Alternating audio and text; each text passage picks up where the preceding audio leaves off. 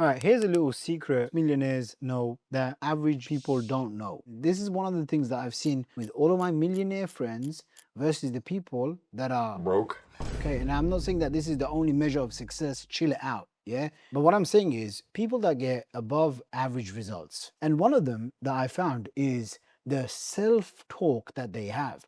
So, for example, just before making this video, I had a friend of mine and he's saying that his boss owes him basically over $100,000. You owe me money. And his boss is this, famous Instagram influencer kind of character who's, very out there doing marketing stuff. And as he's telling me this, I said, "Do you have an agreement with him?" And his response is, "He is an idiot." Idiot. I don't even want to say what he said, but he's, saying, "I am an idiot" in his voice.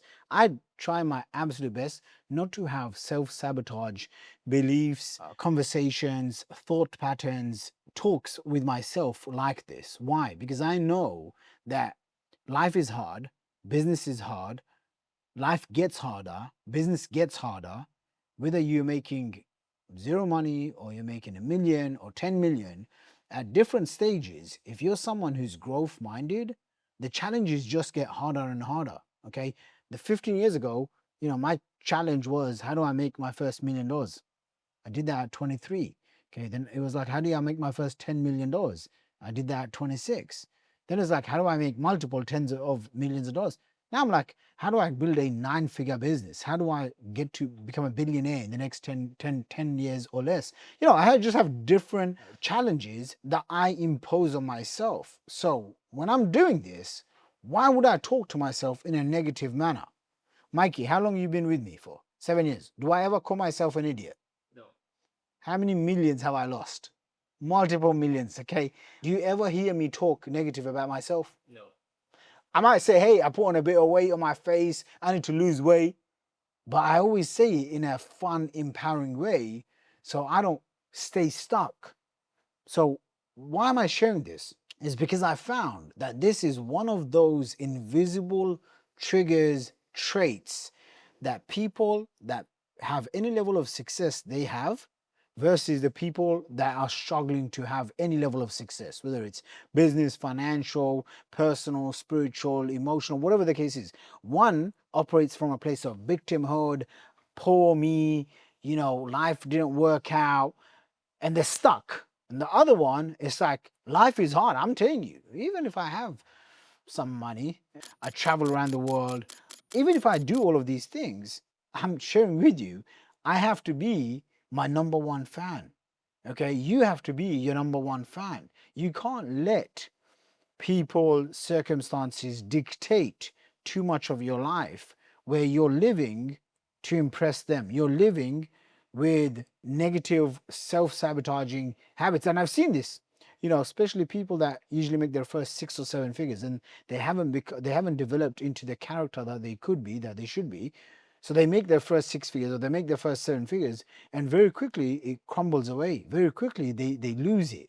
And so why am I sharing this? One, because as I was in the middle of making videos, a friend of mine texted me. And for him, 6 figures is a huge amount of money. For most people, it's a lot of money. But for him, he doesn't live in USA or Canada. He lives in Egypt. And so because he lives there, for him, 100 grand, it goes a long way.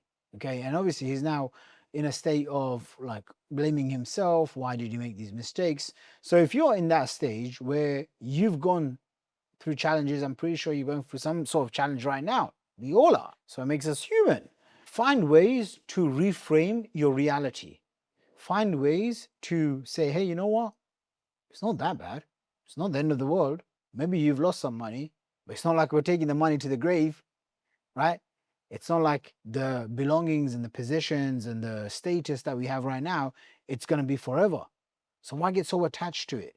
And it's a reminder to myself. One of the things I remind myself almost on a daily basis is make sure you detach from everything in this world so that the wins don't get to my head and the losses and the hurt, it doesn't get to my heart. And if you can start to develop a framework to reframe your current reality, it will help you, especially as an entrepreneur, because you're going to get punched in the face many times. People think, if you're an entrepreneur and you're making money and you have people work for you, and right now I have probably a dozen people's payroll I have to pay every single month. The stuff adds up. Okay. I have clients. Some of these clients, they're really, really high paying clients. Some of my partners, they are very maybe demanding in some ways. And so you have to experience hard things. But when you're experiencing these hard things, the person that you want to make sure that you're always supporting is you. Okay. Bills get piling on, stress gets piling on. The last thing that you want to do is have self-negative talks with yourself about yourself. So next time you find yourself on this, raise up your head and tell yourself, stop it, stop it, stop it. If you say enough times, 3 to 5 times, it usually does the trick. You snap yourself out. Hope that video helps.